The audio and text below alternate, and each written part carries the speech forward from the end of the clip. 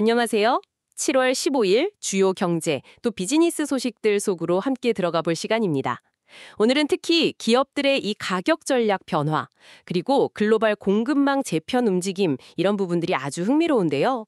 저희 목표는 이 다양한 소식들이 사실 어떻게 다 연결되는지, 큰 그림에서 어떤 의미가 있는지 이걸 같이 파악해 보는 겁니다. LG전자, 현대차, 마이바흐 같은 기업들 이야기부터요. 또 히트플레이션, 몰캉스 현상, 비트코인, 또 중국의 자원 확보전까지 좀 두루두루 살펴볼게요.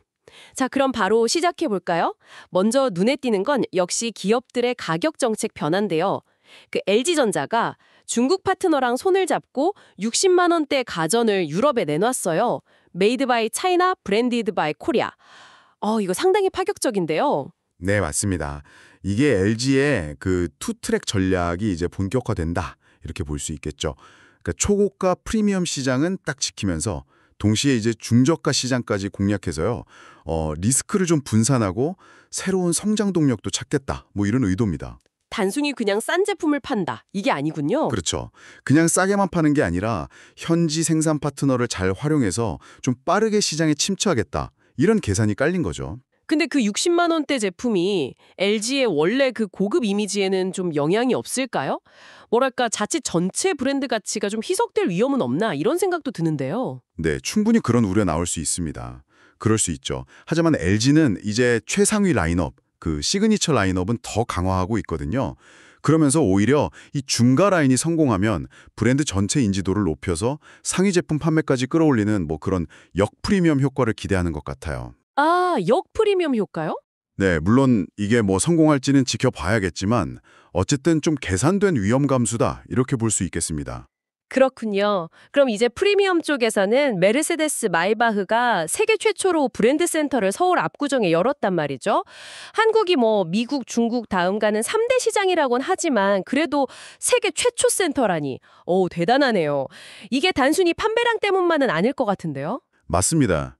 판매량도 물론 중요하죠. 근데 한국 시장이 글로벌 럭셔리 브랜드들한테는 일종의 테스트베드 같은 역할을 해요. 아, 테스트베드. 네, 아시아의 그 고가 소비 트렌드를 좀 미리 읽고 또 새로운 전략을 시험해보기에는 여기가 최적의 장소다. 이렇게 보는 거죠.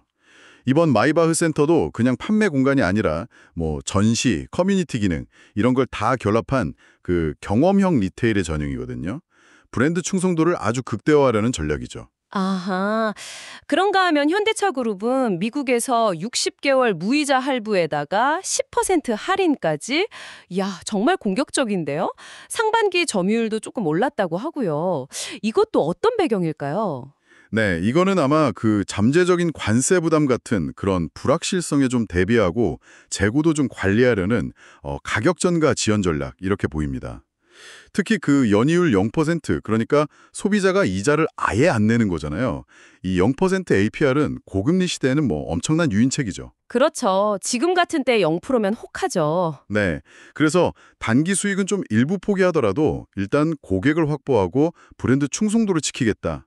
이런 이익 희생형 방어 전략으로 해석할 수 있습니다. 가격 얘기가 나왔으니 물가 얘기도 좀 해봐야겠는데요. 히트플레이션 때문에 수박 한 통이 3만 원을 넘었다는 소식. 정말 충격적입니다. 네, 맞아요. 농산물은 진짜 기후변화의 직격탄을 맞는데 갑자기 공급이 확 줄어버리면 가격이 폭등하기 쉬워요. 이게 공급 탄력성이 날라서 그렇거든요. 공급 탄력성. 네.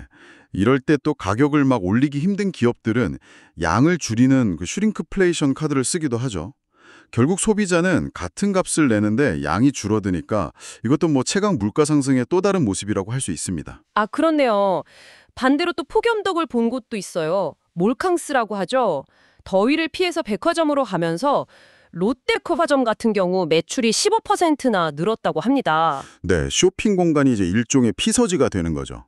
사람들이 매장에 오래 머물게 되면 자연스럽게 식음료 매출이라든지 아니면 1인당 구매액 이런 게 늘어나는 효과가 있고요. 그렇겠네요. 오래 있으면 뭐라도 하게 되니까. 그렇죠.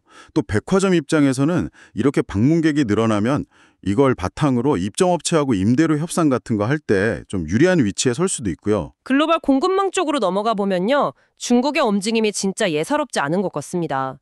해외 광산 M&A가 10년 만에 최고치인데 특히 전기차 배터리 핵심 광물 확보에 아주 집중하고 있다고요. 그렇습니다. 이 리튬, 코발트 같은 핵심 광물을 둘러싼 경쟁이 점점 치열해지면서요.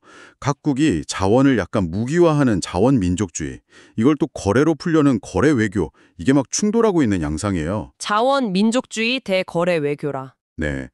중국은 특히 서방 규제를 좀 피해서 브라질이나 아프리카 쪽으로 투자처를 다변화하면서 아주 공격적으로 M&A에 나서고 있거든요. 근데 이게 핵심 원자재 시장의 변동성을 더 키울 수 있고요. 또 해당 개발도상국의 어떤 위험 부담을 높일 수도 있습니다. 이제 반도체 전쟁만큼이나 자원 확보전이 중요해졌다 이렇게 볼 수 있죠. 정말 그렇군요. 디지털 자산 시장도 요즘 아주 뜨겁습니다. 비트코인이 12만 달러를 돌파했는데 이게 미국 의회에서 크립토 위크라고 해서 가상자산 관련 법안 논의에 대한 기대감 때문이다 이런 분석이 있더라고요. 네, 맞아요. 시장이 그 규제라는 불확실성이 좀 거칠 거다 이런 기대감을 가격에 미리 반영하는 거죠. 이걸 뭐 정책 옵션 가치 평가 이런 개념으로 설명할 수 있는데요.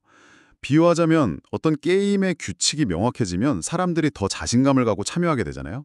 그럼 그 게임 자체의 가치도 올라가는 거고 뭐 그런 거랑 비슷합니다. 아, 규칙이 명확해지면 가치가 올라간다. 네. 물론 뭐 ETF 자금 유입이라던가 반감기 이후의 공급량 변화 같은 다른 요인들도 당연히 같이 작용하고 있는 거고요. 마지막으로 정부 정책 소식인데요. 연 매출 3억 이하 소상공인에게 50만 원 상당의 부담 경감 크레딧 지급이 시작됐다고 합니다. 공과금 납부에 쓸 수 있다네요. 네, 그 소상공인분들의 하반기 고정비 부담을 조금이라도 좀 덜어줘서 운전자금 압박 완화에 도움을 주려는 그런 취지입니다. 다만 이게 신청이 물리면 예산이 좀 빨리 소진될 가능성도 염두에 둬야 할 것 같습니다. 자, 오늘 여러 소식들을 살펴봤는데요. 그래서 이 모든 것들이 결국 우리에게 뭘 말해주고 있는 걸까요? 오늘 본 것처럼 기업들은 막 프리미엄과 중저가의 경계를 허물기도 하고 또 파격적인 프로모션으로 수요를 만들기도 하고 현대차, 백화점, 변화하는 규제 환경에 아주 민감하게 반응하고 있고요. 비트코인. 그렇죠. 공급망도 마찬가지고요. 지정학적 요인, 중국 M&A, 기후, 히트플레이션에 따라서 막 요동치고 있죠. 네. 그래서 전체적으로 보면 기존의 어떤 질서나 경계가 막 허물어지고 재편되는 뭐랄까 일종의 상하극상 같은 그런 움직임이 곳곳에서 나타나고 있다. 이게 핵심 아닐까 싶습니다. 정확합니다. 기업 전략, 소비자 행동, 기후 변화, 지정학, 정부 정책, 이 모든 것들이 정말 개별적인 사건이 아니라 다 서로 얽혀 돌아가면서 지금의 경제 환경을 만들고 있다는 점을 다시 한번 확인할 수 있었던 것 같습니다. 오늘 저희와 함께 살펴본 이 변화의 흐름 속에서 여러분께 마지막으로 이런 질문을 한번 던져보고 싶습니다. 이렇게 기업들의 가격 정책이나 글로벌 공급망이 빠르게 변하는 세상에서 과연 가까운 미래에 여러분의 소비 습관이나 투자 결정은 어떻게 달라져야 할까요? 한 번쯤 깊이 생각해 보시면 좋겠습니다. 오늘 저희가 준비한 이야기는 여기까지입니다. 들어주셔서 감사합니다.